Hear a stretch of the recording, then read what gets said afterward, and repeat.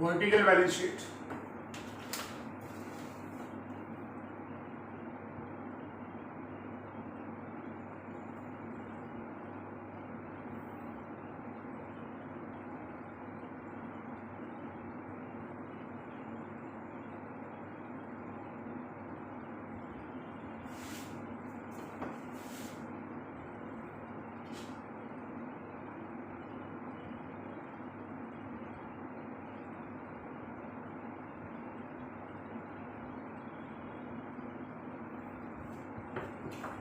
Vertical balance sheet का starting point सबसे पहले आएगा equity and liabilities.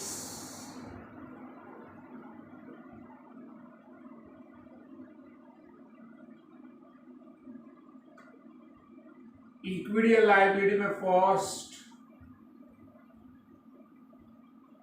Share holder fund, shareholder fund में फर्स्ट शेयर कैपिटल, जिसके लिए हम लोग वर्किंग नोट नंबर 1 बनाते हैं। तो working note number 1 for share capital,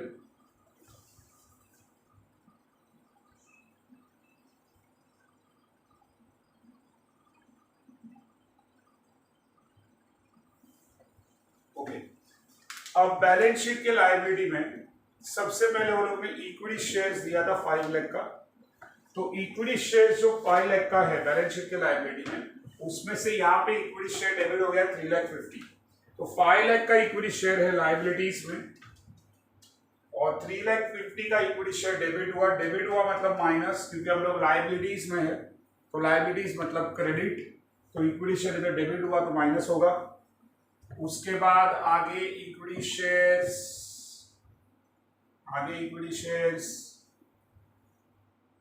last में क्रेडिट हो गया है 3,50,000, तो क्रेडिट हो गया तो प्लस करेंगे 3,50,000। तो अगेन इक्विटी शेयर कैपिटल का amount, again equity share capital का अमाउंट 5 लाख आ जाएगा। तो equity share is 5 lakh. Okay, liability में प्रेफरेंस शेयर है 3 लाख, तो लायबिलिटी में प्रेफरेंस शेयर है 3 लाख। तो एंट्री में प्रेफरेंस शेयर डेबिट हुआ है, लायबिलिटी में प्रेफरेंस शेयर है 3 लाख, एंट्री में प्रेफरेंस शेयर डेबिट हुआ है 90,000, तो ये माइनस हो जाएगा। और आगे किधर प्रेफरेंस शेयर नहीं है, तो प्रेफरेंस शेयर कैपिटल का अमाउंट, प्रेफरेंस शेयर कैपिटल का अमाउंट आएगा 2,10,000, टोटल 7,10,000। तो शेयर कैपिटल का अमाउंट हो गया 7,10,000। Share capital is over. Share capital के बाद नेक्स्ट हेडिंग होता है रिजर्व्स एंड सरप्लस, लेकिन लायबिलिटीज में या एंट्री में कहीं पर भी कोई रिजर्व नहीं है, तो रिजर्व एंड सरप्लस का हेडिंग नहीं आएगा। Next heading non current liabilities. अब नॉन करंट लायबिलिटीज के लिए वर्किंग नोट नंबर 2 हम लोग बना सकते हैं, लेकिन नॉन करंट लायबिलिटी में यहाँ पे लायबिलिटी में 9% डिबेंचर सिर्फ एक ही है, और एंट्री में कहीं पर भी डिबेंचर इंटरेस्ट नहीं, 9% डिबेंचर एंट्री में कहीं पर भी नहीं आया है, और एक ही है वो 9% डिबेंचर। तो directly without preparing the working note हम लोग एक ही नाम है तो डायरेक्ट लिख सकते हैं 9% डिबेंचर। तो 9% डिबेंचर एंट्री में कहीं पर भी नहीं आया है, तो सेम अमाउंट कॉपी हो जाएगा 3 लाख। उसके बाद हेडिंग आता है current liabilities. Current liability heading देते हैं हम लोग। तो लेट अस सी, पहले अक्रूड इंटरेस्ट ऑन अबाउ 54,000 दिया था, तो अक्रूड इंटरेस्ट ऑन अबाउ 54,000 यहाँ पे डेबिट हो गया है। तो डेबिट हो गया मतलब ये कैंसिल हो चुका है, तो 54,000 यहाँ पे बैलेंस शीट में नहीं आएगा। बैंक ओवरड्राफ्ट, बैंक ओवरड्राफ्ट यहाँ पर कहीं पर भी नहीं है, इंटरेस्ट ऑन ओवरड्राफ्ट नहीं, बैंक ओवरड्राफ्ट। तो बैंक ओवरड्राफ्ट एंट्री में कहीं पर भी नहीं है, तो इसका मतलब ये हुआ कि बैंक ओवरड्राफ्ट अपने को लिखना पड़ेगा। तो बैंक ओवरड्राफ्ट ये करंट लायबिलिटी है, तो यहां पे लिखेंगे बैंक ओवरड्राफ्ट, और बैंक ओवरड्राफ्ट का अमाउंट है 70,000। तो सेम कॉपी हो जाएगा, एंट्री में कहीं पर भी नहीं है bank overdraft. Accrued interest on about 7,000 है, तो अक्रूड इंटरेस्ट ऑन अबाउ मतलब इंटरेस्ट ऑन ओवरड्राफ्ट 7,000 है, वो इधर डेबिट हो गया, मतलब कैंसल। सन्ड्री क्रेडिटर 40,000 है, तो क्रेडिटर यहाँ पे डेबिट हो गया, मतलब ये भी कैंसल। और आगे कुछ आने का बाकी नहीं है। Liability side is over. Total of the liability side 10,80,000। Liability side का टोटल इज ओवर। अभी असेट में पहला नॉन करंट असेट, में पहला हेडिंग आएगा नॉन करंट असेट।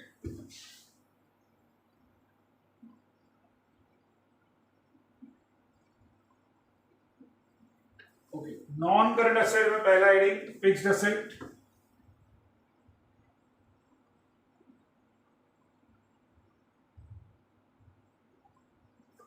अब फिक्स्ड असेट में 5,60,000 दिया था, असेट साइड पे फिक्स्ड असेट 5,60,000 है, और एंट्री में फिक्स्ड असेट इधर क्रेडिट हो गया है 10,000। तो 10,000 क्रेडिट हुआ है।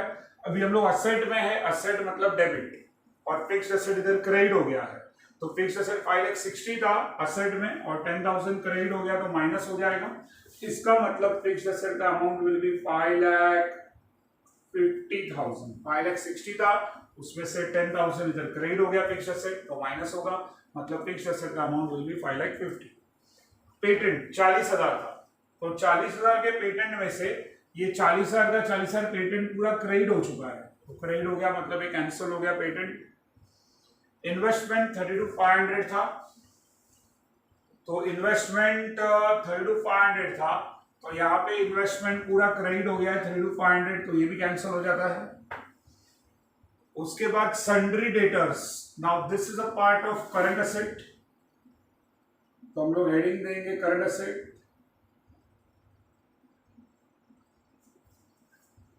तो करंट असेट में वर्किंग नोट नंबर 2 बनेगा, working note number 2 for current asset.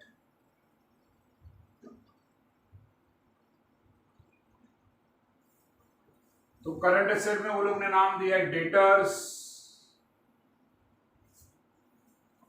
अब डेटर्स असेट में 60,000 है, और डेटर्स यहाँ पे क्रेडिट हो गया है 15,000, तो 15,000 क्रेडिट हो गया, तो ये माइनस हो जाएगा। 60,000 के डेटर में से 15,000 का डेटर माइनस, क्योंकि क्रेडिट हुआ है डेटर्स, तो माइनस होगा।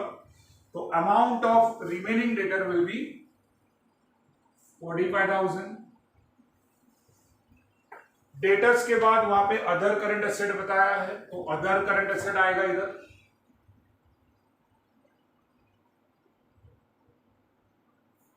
अब अदर करंट एसेट का अमाउंट 1,64,500 है, तो इसी में कैश है, ऐसा हम लोग समझ के चलेंगे, क्योंकि अदर करंट एसेट मतलब उसमें बाकी का बचा हुआ सब, तो इसी में कैश है, ऐसा समझ लेंगे। अब कैश जिधर भी डेबिट हुआ है वो प्लस हो, और कैश जिधर भी क्रेडिट हुआ है वो माइनस होगा। तो कैश चेक करते हैं हम लोग, कैश किधर डेबिट है और कैश किधर क्रेडिट है। अब बैंक इधर क्रेडिट हो गया, तो बैंक इधर क्रेडिट हो गया, तो माइनस हो जाएगा 3,500। उसके बाद बैंक इधर भी क्रेडिट है 25,000, तो भी माइनस। बैंक इधर भी क्रेडिट है 18,500, ये भी माइनस। उसके बाद बैंक इधर डेबिट है, तो डेबिट है तो प्लस होगा 27,500। उसके बाद बैंक इधर डेबिट है 3,50,000, तो डेबिट है तो प्लस होगा। Total amount comes to 4,85,000। अब करंट एसेट का टोटल लेंगे, 5,30,000 होता है टोटल, तो 5,30,000 is the total of current asset. तो करंट एसेट का टोटल 5,30,000 हो गया। Total of the asset is 80,000. The balance sheet is total, balance sheet tally हो चुका है, प्रॉब्लम इज ओवर।